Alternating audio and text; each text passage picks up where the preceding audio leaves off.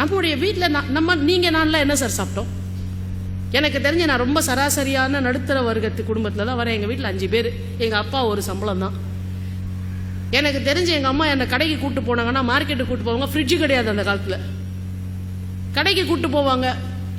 Condition முதல்ல என்ன தெரியல, நான் என்ன பெரிய 5ஆம் கிளாஸ் 6ஆம் கிளாஸ் படிக்கிற குழந்தை. அப்போ கடைக்கு கூப்பிட்டு போகும்போதே வர்ற வழியில் அங்கே வந்து வெயிட்டு தூக்க மாட்டேன் அது இதுன்றதை தான் கடைக்கு வராதேம்பாங்க. இல்லை இல்லை எவ்வளோ கொடுத்தாலும் தூக்குறேன்பேன். ஏன்னா இங்கேருந்து கடைக்கு அன்னைக்கு போயிட்டு வர்றது தான் நமக்கு என்டர்டெயின்மெண்ட்டு. அந்த அளவுக்கு என்டர்டெயின்மெண்ட் இல்லாமல் தான் நம்ம இருந்தோம். போகிறோம்போ சரி, இந்த பக்கம் ஒரு 10 கிலோ மூட்டை, இந்த பக்கம் ஒரு 10 கிலோ மூட்டை சார். சேனக்கிழங்கு, சேப்பங்கிழங்கு, கருணக்கிழங்கு, இதெல்லாம் கிழங்கு வகைகள் ஒரு பக்கம். சாதாரண பச்சை காய்கறி 20 கிலோ மூட்டையை நான் தூக்கிட்டு வருவேன். ஐயோயோ என் குழந்தை 20 கிலோ மூட்டை தூக்குதேன்னு எங்கள் அம்மா ஒரு நாள் கூச்சப்பட்டிருப்பேன். தூக்கட்டும் 20 கிலோ மூட்டையை, இன்னைக்கு 20 கிலோ மூட்டையை தூக்கலன்னா நாளைக்கு வாழ்க்கை பாரத்தை என் குழந்தையால சுமக்க முடியாம போட கஷ்டப்படட்டும் நினைச்சாங்க. யூனிஃபார்ம் வெக்கமா இருக்கும் சார். யூனிஃபார்ம் சாக்ஸ்ல எலாஸ்டிக் போயிடும். ரப்பர் பேண்ட் போட்டு அந்த சாக்ஸை நிறுத்த வச்சுட்டு போயிருக்கோம். நம்மள எத்தனை பேருக்கு ஞாபகம் இருக்குல்ல? வீட்டுக்கு வந்த உடனே அந்த சாக்ஸை கட்டணும்னாக்க அந்த இடத்துல அந்த ரப்பர் பேண்டோட கோடு விழுந்திருக்கும், ரத்தம் கட்டி போய். யூனிஃபார்ம் கேஸ்மெண்ட் யூனிஃபார்ம் தச்சு கொடுத்தாங்கன்னா ஒரு வருஷம் அந்த யூனிஃபார்ம் சாயம் போயிடுச்சுன்னா எங்கள் அம்மா கூச்ச நாச்சம் இல்லாமல் அதை பிரித்து உள்பக்கத்தை வெளிப்பக்கமாகவும் வெளிப்பக்கத்தை உள்பக்கமாகவும் மாற்றி தச்சு கொடுப்பாங்க. சைடில் அந்த இடையூரில் வர இடத்துல அந்த சாயம் போன இடம் தெரியும். மானரோசம் பார்க்காம அதை தான் போட்டுட்டு போவோம். ஐயோ 4 குழந்தை எதிரி என் குழந்தை மட்டும் கொஞ்சம் சாயம் போன ட்ரெஸ்ஸு சத்தியமாக எங்கள் மனசில் அவஸ்தைப்படட்டும், அவமானப்படட்டும். அப்போதான் நல்ல சட்டை போடுகிறதுக்காக உழைக்கணுன்ற சிந்தனை வரும் என்று என் தாய் நினைத்தாள்.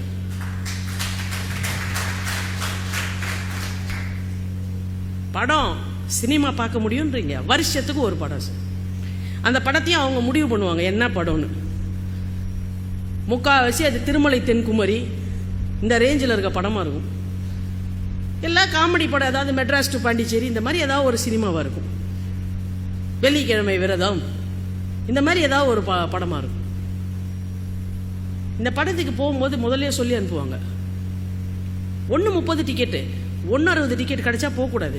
மரியாதைக்கு வீட்டுக்கு வந்துடும், நாளைக்கு போய் பார்த்துக்கோங்க. 5ஆவது நாள் கூட்டம் கம்மியாக இருக்கும், 30 பைசா எக்ஸ்ட்ரா தர முடியாது. பெரிய சாமி வேண்டது எதுக்காகனா, ஐயோ சாமி 1:30 டிக்கெட் கிடைக்கணுமே, இல்லைன்னா வீட்டுக்கு போகணுமே இருக்கும். இல்லைன்னா நிர்தாட்சியமாக திருப்பி கூப்பிட்டு வருவாங்க சார். அப்படியே பரிதாபமாக அந்த 1:60 டிக்கெட்டை பார்ப்போம். கொஞ்சம் கூட எங்கள் அம்மாவுக்கு மனசு இறங்காத, அந்த மன நடுக்கமே அவளுக்கு இருக்காது. அப்படியே நடத்தி கூப்பிட்டு வருவாங்க 1 கிலோமீட்டரு. சபிப்போம், படுபாவி, இது கொஞ்சமாவது மனசு பாரு, கல் மனசு, கவலையே பட மாட்டேன். 5ஆவது நாள் மறுபடியும் கூப்பிட்டு போ, 1:30 டிக்கெட் உட்காந்துப்பாரு. இந்த ஒரு வேளை 1:30 டிக்கெட்டில் கூட்டின்னு போகாமல் 1:60 டிக்கெட்டு கூட்டுவோம். வீட்டுக்கு குழந்தைங்களை கூட்டிகிட்டு வந்துட்டா குழந்தைங்க பிரச்சனை பண்ணுவாங்களோ, குழந்தைங்க ரிவோல்ட் பண்ணுவாங்களோ, நமக்கு எதிராயிடுவாங்களோ, மென்டலாக அஃபெக்ட் ஆகிடுவாங்களோ, இந்த மாதிரி லூசுத்தனமான சிந்தனைகள்லாம் இன்னைக்கு இருக்கிற பெற்றோர்களுக்கு இருக்கே தவிர, நான் சொல்றதை கேட்டுட்டு மரியாதைக்கு இருந்தா இரு, இல்லைன்னா ஓடிப்போம் நாயன்னு வச்சிருந்தாங்கல்ல, அங்க குழந்தைங்க ஒழுங்கா இருந்தது. இப்போ அவங்க கேட்டதெல்லாம் கொடுத்து, அவங்க கேட்டதுக்கு மேலேயே கொடுத்து, அவங்களுக்கு தேவைக்கு மேலேயே கொடுத்து, அவங்க ஃப்ரெண்ட்ஸுக்கு என்னென்ன இருக்கோ அதெல்லாம் வாங்கி கொடுத்து, வா ஃப்ரெண்டு என்ன வேணா இருந்துக்கலாம். எங்கள் அப்பா சொல்லுவார் சார், ரப்பர் செருப்பு போட்டு போவோம் ஸ்கூலுக்கு. செருப்பு வருமா, அந்த வாரம் அறுந்து போச்சுனாக்க, வாரம் அறுந்து போச்சுப்பா, சரி சரி பார்க்கலாம். இப்போ நீ ஷூ தானே போட்டு போகிற ஸ்கூலுக்கு, இந்த அடுத்த 3 நாளில் நீ வெளில போகல, ஒன்று ப்ரோக்ராம் எல்லாம் பார்த்துக்கலாம். வெள்ளிக்கிழமை வெக்கமே இல்லாமல் எங்கள் அப்பா அந்த செருப்பு வார் மட்டும் விற்பாங்க கடையில், தெரியுங்களா, ரப்பர் செருப்புக்கு. அந்த வார் வாங்கிட்டு வந்து இந்த வாரம் மாற்றிக்கவும் பாரு, ஆத்திரமாக வரும்.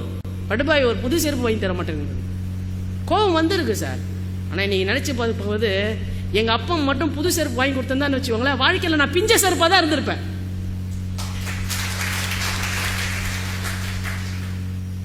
ஒவ்வொரு நிமிஷமும் நமக்கு என்ன தோணுச்சு, இந்த மாதிரி வாழ்க்கையிலேருந்து நம்ம நல்லா வரணும், நல்லா படிக்கணும், 4 பேர் பார்க்குற மாதிரி நம்மளும் இப்படியா இருக்கணும் அப்படியா இருக்கணும், நமக்கு ஒரு லட்சியம் வந்தது.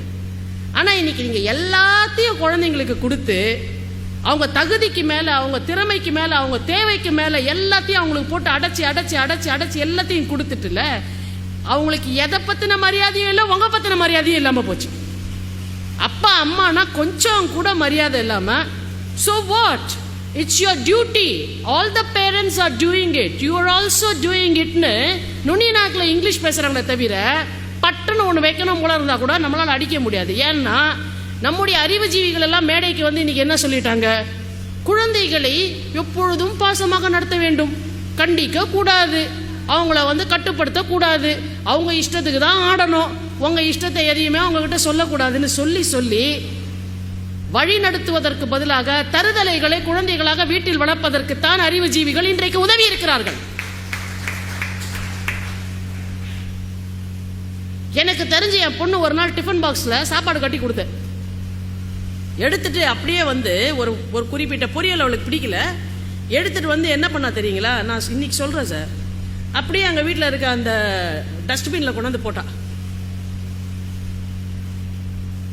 நான் எங்கேயாவது ஒரு இடத்துல நம்ம இறங்கி அவங்களுக்கு பாட சொல்லி தானே சார் தரணும். இன்னைக்கு நம்ம வசதியா இருக்கும், 2 கை பொரியலை போட்டா நம்ம ஒன்றும் ஏழை ஆயிட போறது இல்லை. போய் டக்குன்னு பார்த்தேன், என்னடி இது இப்படி போட்டு வச்சிருக்க, மா சும்மா இருமான்னு அப்படியே அந்த பொரியலை அள்ளுனேன் சார். குழால கழுவி எடுத்து வச்சு சாப்பிட ஆரம்பிச்சேன். ஐயோ ஐயோ ஐயோ ஐயோண்ணா. நான் சொன்னேன், பொரியல் வந்து உனக்கு அவ்வளோ கேவலமாக போச்சா?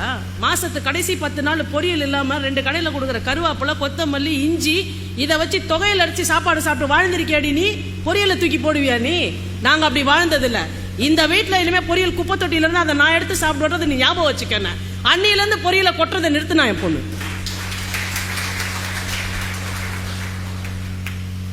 வாழ்க்கையில் வேலை இருக்கோ இல்லையோ 3 நாள் சாப்பாடை ரைட்டில் வேணும்னே ஜாஸ்தி வைப்பேன் சார்.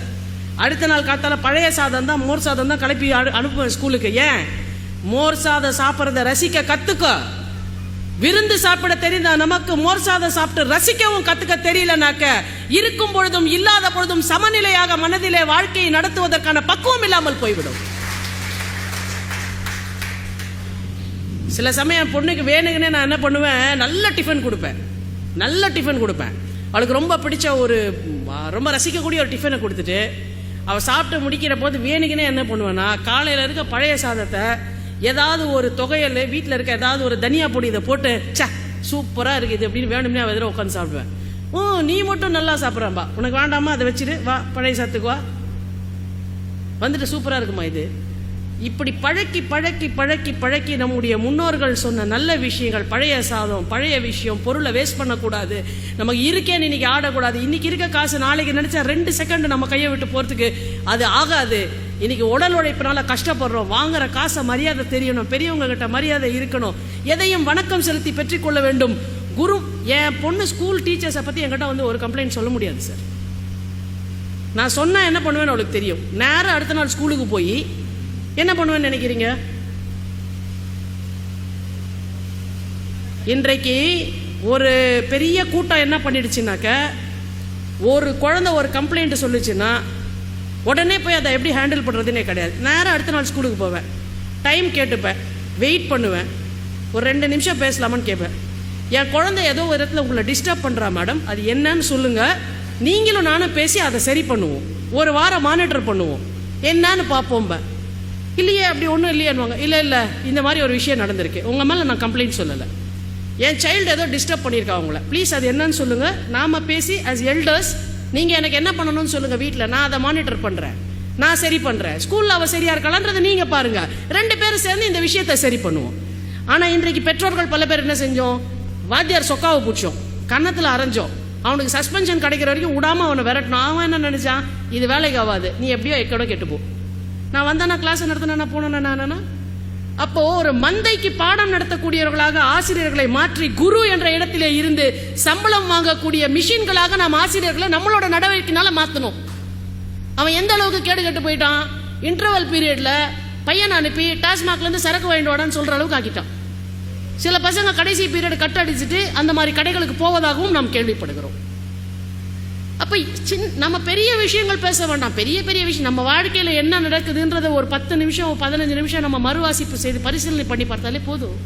என்ன பண்ணிட்டு இருக்கோம் நம்ம? குழந்தை என்னவா வரணும் சார், இன்ஜினியராவா, டாக்டராவா, அதுவாவா, இதுவாவா, சாயங்காலம் இந்த டியூஷன் விட்டோடனே அந்த டியூஷன் போ, அந்த டியூஷன் விட்டோடனே அந்த டியூஷன் போ, அந்த டியூஷன் விட்டோடனே அந்த டியூஷன் போ, போய் சம்பாதிப்பேன், அப்புறம் அமெரிக்கா போய்டும், அப்புறம் செத்தா கூட உன்னுடைய பணத்தை எடுத்து போடுறது கூட நான் வரமாட்டேன். உன் இமெயிலே நான் லெட்டர் எழுதிடுவேன், காசு அனுப்பிச்சு டாலர்ஸ் அனுப்பிச்சிடுவேன். டாலரா என் பணத்தை தூக்கிட்டு சுடுகாடு வரைக்கும் போகும்? அப்ப எதை பத்தியும் ஒரு ஆசா பாசங்கள், ஒரு அன்பு, ஒரு ஷேரிங்கு எதுவுமே இல்லாம அந்த குழந்தைங்களை என்ன பண்ணிட்டோம்? அவங்களுடைய பெஸ்ட் என்டர்டைன்மெண்ட்டே என்னன்னா, உடனே we have to take them to a restaurant. எதனா கேட்டா உடனே இங்கிலீஷ்ல we have to take them to a restaurant. அந்த மெனு கார்டை பார்த்துட்டு அவங்க பெரிய, அதாவது இந்த அப்பா அம்மாங்களுக்கு கொஞ்சம் கூட ஒரு யோசனையே கிடையாது சார். நான் குற்றம் நம்ம மேல தான் இருக்கு, நம்ம பார்க்கணும். அந்த மெனு கார்டை பார்த்து ஒரு 4 ஐட்டம் அந்த குழந்தை சொல்லிட்டா, எனக்கு என்னன்னு தெரியாது சார் இந்த ஐட்டம்லாம், ஆனால் என் பொண்ணு தான் நல்லா ஆர்டர் பண்ணுவா. எதுக்கு? சைனீஸ் அந்த ஃபுட்டை ஆர்டர் பண்ணாங்க, வயிறெல்லாம் கெட்டு வீணா போகும். நம்முடைய நாட்டுக்கு இருக்கக்கூடிய அந்த சாப்பாடு, நம்ம நாட்டுக்கு இருக்கக்கூடிய அந்த விஷயங்கள் எல்லாத்தையும் விட்டுட்டு நாம் என்ன பண்ணிட்டோம்? எல்லாத்தையும் சப்ஸ்டிடியூட் பண்ணி மண்ணு மேலே 100 பேர் மூக்க சிந்தி போட்ட மாதிரி கொடுக்குறான். அதுக்கு பேர் பிட்ஸாங்கிறான். அதை வெக்கம் இல்லாமல் சாப்பிட்றோம் சார். நம்முடைய சாப்பாடு அழிச்சாங்க. எனக்கு அன்னைக்கு கருத்த முந்தானத்துக்கு 4 நாளைக்கு முன்னாடி தருமபுரிக்கு போயிட்டு இருந்தேன். காலையில் ஒரு 7 மணி இருக்கும், நிறுத்தி ஒரு இடத்துல டீ சாப்பிடலான்ட்டு வண்டியை நிறுத்தணும். ஒருத்தர் சாதாரண ஆளு, கிராமவாசி, ஒரு நீல கலர் நிஜார் போட்டுருக்காரு, ஒரு டம்ளரில் டீயை வாங்கிட்டு லேஸ் சிப்ஸ் வாங்கிட்டு போறாரு கையில். காலங்காத்தால 7 மணிக்கு லேஸ் சிப்ஸ் சாப்பிடுவியா? பன்னு சாப்பிட்டு வளர்ந்தோம் நம்ம ஒரு காலத்தில், வேலைக்கு போகிறவங்க.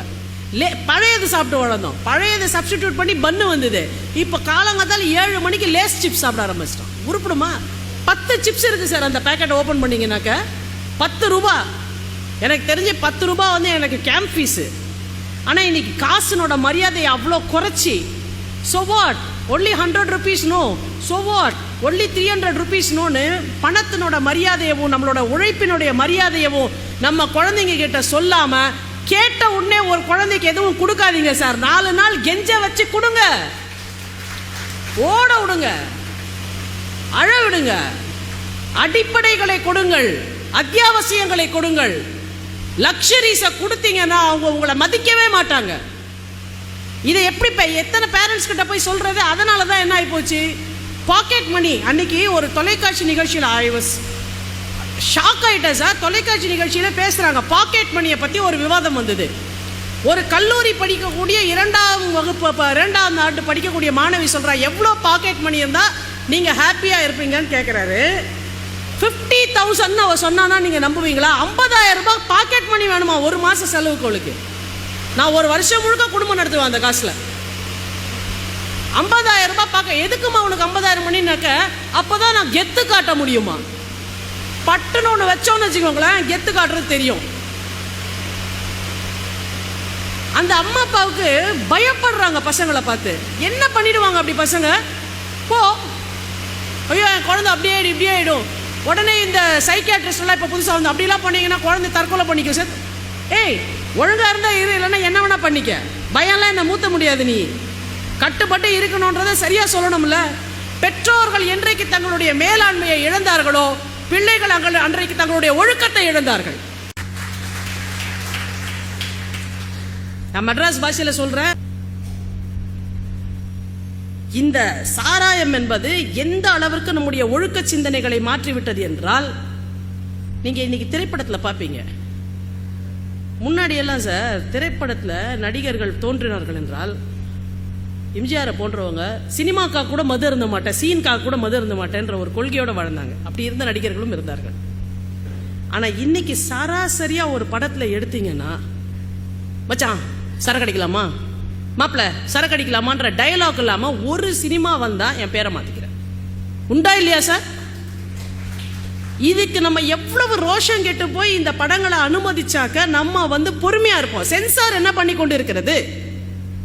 சென்சார் என்ன பண்ணி, ஸ்டூடெண்ட்ஸ் கல்லூரி மாணவர்கள் தண்ணி எடுப்பது போல காட்சி அமைப்பு வந்தால் அதற்கு வந்து மது அருந்துதல் உடல்நிலைக்கு கேடு.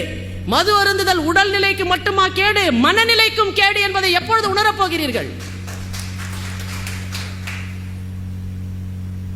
மது அருந்தியதால மனநிலை பாதிக்கப்பட்டு பேதலித்து போய் தாங்கள் மட்டும் கெட்டது அல்லாமல் சமூகத்திலே சம்பந்தமே இல்லாதவர்களுடைய வாழ்க்கையெல்லாம் சின்னாபின்னப்படுத்திய இளைஞர்களை இன்றைக்கு நாம் சந்தித்துக் கொண்டிருக்கிறோம். ஆனா என்ன ஆயிப்போச்சு, என்ன டைம் கேட்காத, எங்கிட்ட டைம் ஸ்பெண்ட் பண்ண சொல்லாத, உனக்கு என்ன வேணா காசு கொடுத்துட்றேன். சாப்பாடு இன்னைக்கு என்னால் வர முடியாது, இந்தா பணம் கொடுத்துற ஹோட்டலில் போய் சாப்பிட்டுக்க. எல்லாத்தையுமே ஹோட்டல்லையும் ரோடுலையும் பக்கத்து வீட்லையும் கிளப்லையும் பார்த்துக்கலன்னா வீடுன்றது எதுக்காக? அப்புறம் நம்முடைய வீடுகளை பலமுடைய களங்களாக நாம் மாற்ற தவறிவிட்டோம், காக்க தவறிவிட்டோம் என்பதனால் சமூகம் நம்முடைய குழந்தைகளுடைய வாழ்க்கையில் அதிகமாக ஊடுருவி அவர்களை சின்னாபின்னப்படுத்திக் கொண்டிருக்கிறது என்பதை நாம் மறந்துவிடக்கூடாது.